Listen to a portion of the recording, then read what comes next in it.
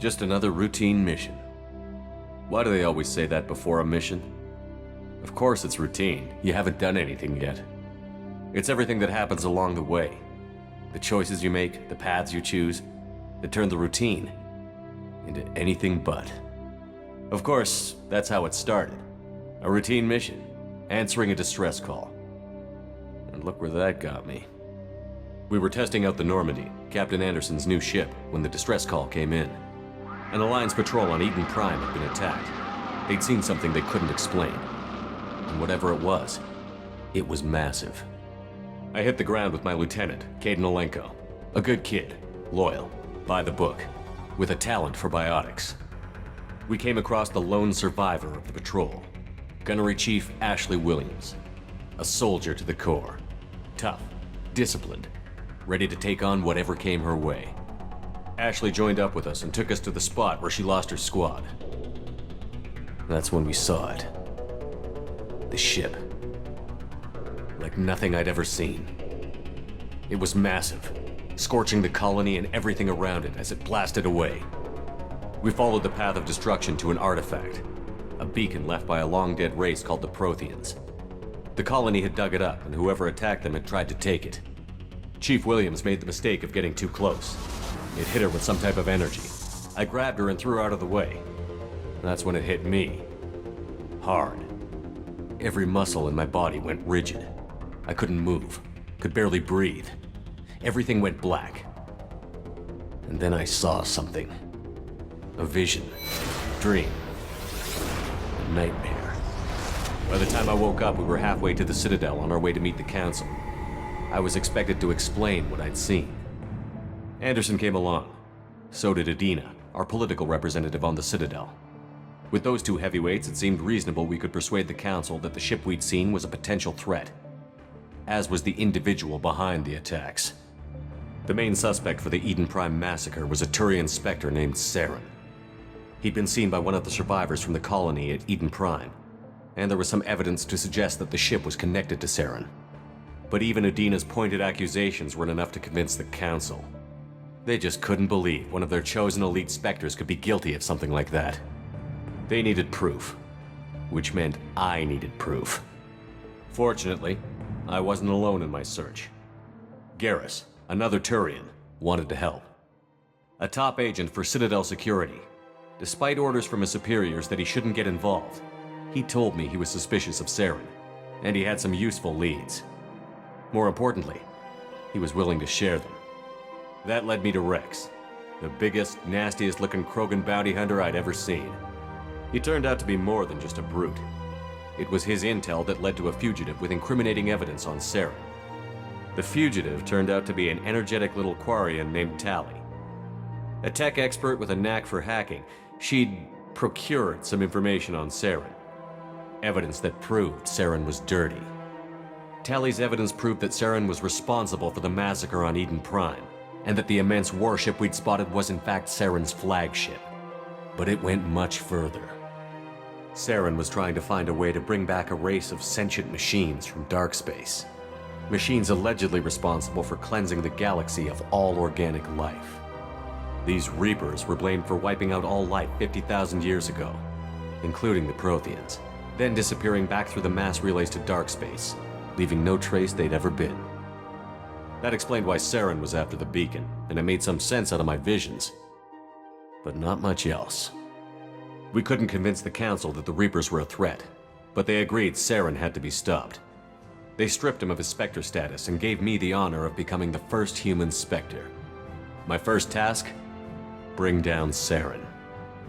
Anderson decided to stay behind, giving up his ship, the Normandy. He told me I would need it more than he would. He also pointed me in a direction. Liara, a Prothean expert, adept in biotics, and maybe most importantly, daughter of Benezia, Saren's top lieutenant. And like most Asari, as beautiful as she is intelligent, and born with a unique ability to meld with other species.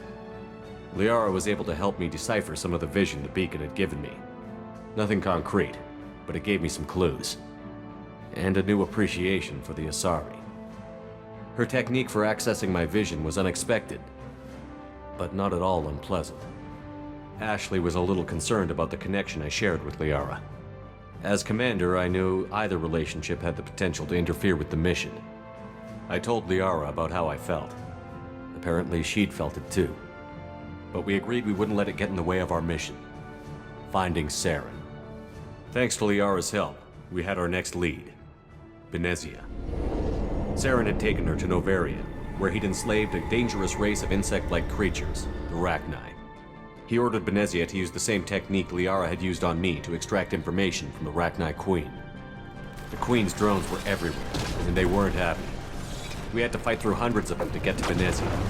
By the time we arrived, Saren was gone. With the information.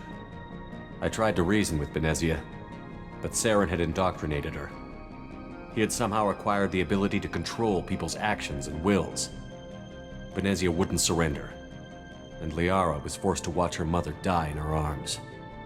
And I was left with an angry, dangerous Rachni Queen to deal with. She claimed her drones would do no harm if I released her. But the Rachni had terrorized the galaxy before. I couldn't do it. I wouldn't doom an entire species for past sins. And the Queen was true to her word. She left and took her army of drones with her. With Saren's top lieutenant dead, it was quickly running out of time and places to hide.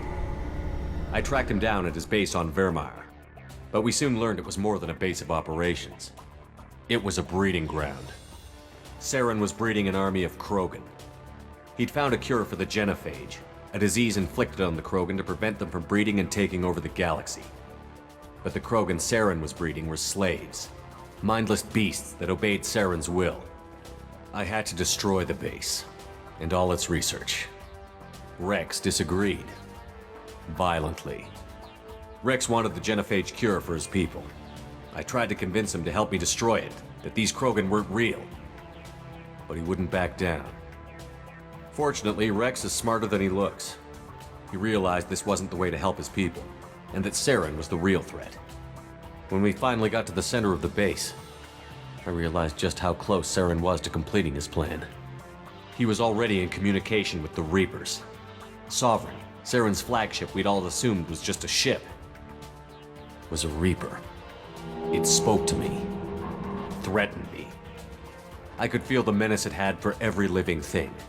It wanted me dead. It wanted us all dead. And I knew it was capable of doing just that. What I couldn't understand was why Saren would help it. But there was no time to think about it. Sovereign knew where we were. We had to destroy the base and get the hell out.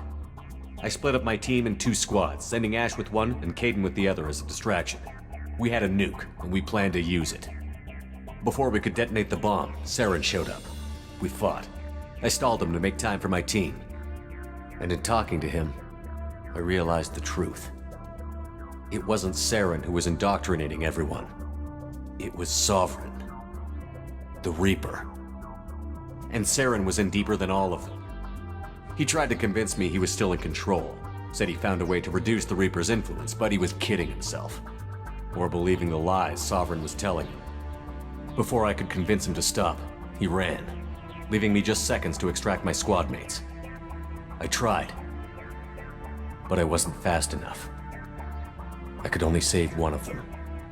Kaidan was a good man, and a great soldier. But I had to choose, and I chose Ash. That was the last time Saren would slip away from me. I knew then, the next time we met, one of us would die. With my team mostly intact, we chased Saren and his army to Ilos, a long-lost planet that had once belonged to the Protheans. As we prepared for what we knew would be a desperate fight, I spoke to my crew. We were just one ship, against Saren's growing army. I assured them all that despite the odds, we could defeat him. Liara saw through my words. She knew I was hurting after Kaidan's death. She could sense my doubts. We both knew this mission could be our last. Until that moment, we'd put our feelings aside for the sake of that mission. But why wait? We gave in to each other, and it was perfect. While it lasted. We arrived on Ilos, close behind Saren. Once on the planet, we discovered a Prothean databank that helped me put the final pieces of my vision together. The Reapers had come 50,000 years ago, and every 50,000 years before that. each time purging the galaxy of life. The Protheans had fought and died, like every species before them. But a few survived long enough to leave a parting gift. The Protheans had discovered that the Citadel was the key to controlling the mass relays. By sabotaging the Citadel, they found a way to close the relays to dark space, slowing the Reapers' return, giving us the time we needed to find a solution to stop the Reapers once and for all. Saren knew this. He was leading his army to take control of the Citadel and re-establish the relays to dark space, bringing the waiting Reapers here to destroy us all. We followed him to the Citadel. It was intact, but heavily damaged. He had caught the Council fleets by surprise, and they were only now regrouping. And with Sovereign as his flagship, there was little hope the fleets could counterattack with enough strength to take back the Citadel. But Saren was done running, and I was done chasing him. As the Alliance and Citadel fleets battled Saren's army outside, I cornered the Turian bastard in the Citadel tower and confronted him. He died believing that the Reapers would save him. As I fought to regain control of the Citadel, the Council's flagship, the Destiny Ascension, fell under attack. Despite Saren's death, Sovereign and Saren's army continued to fight. The Council was aboard the Destiny Ascension, and they were requesting assistance. But I knew in order to help them, I would have to put our Human Alliance fleet in jeopardy. The Council had to be saved. They represented the hearts and minds of the galactic community. Without them, the fleets would be in disarray. Even with the Citadel back in my control, Saren defeated, and the Normandy leading the combined galactic fleet, the battle against Sovereign, a single Reaper, was relentless. It took the combined fleets of humanity and the other races, but in the end, Sovereign fell. But the costs were immense. While humanity's efforts in the war earned us our first seat on the Council, it was a hollow victory. The Reapers were still out there.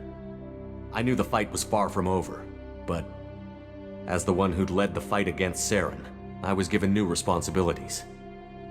The choice of humanity's first counselor was left for me to decide. On the one hand, Udina, the lifetime politician. Ruthless and ambitious, he would easily navigate the political landmines that would soon be put in front of him. The other choice, Captain Anderson, the career soldier. Tough but fair, but a friend, and someone I could trust. Both great leaders in their own right. Anderson didn't want the job, which was a sure sign he'd be perfect for it. No ambition to get in the way. The war was over. The threat had passed. In time, the Council would rebuild itself. The Citadel could be repaired. Even the pain of lost friends would fade. But none of that mattered if the Reapers were still out there. And if they were all as powerful as Sovereign, we had to find a way to stop them. I had to find a way. I gathered my crew, took my ship, and went in search of answers. Officially, the Council would only say I was assigned to cleanup duty, rooting out any remnants of Saren's army. Just another routine mission.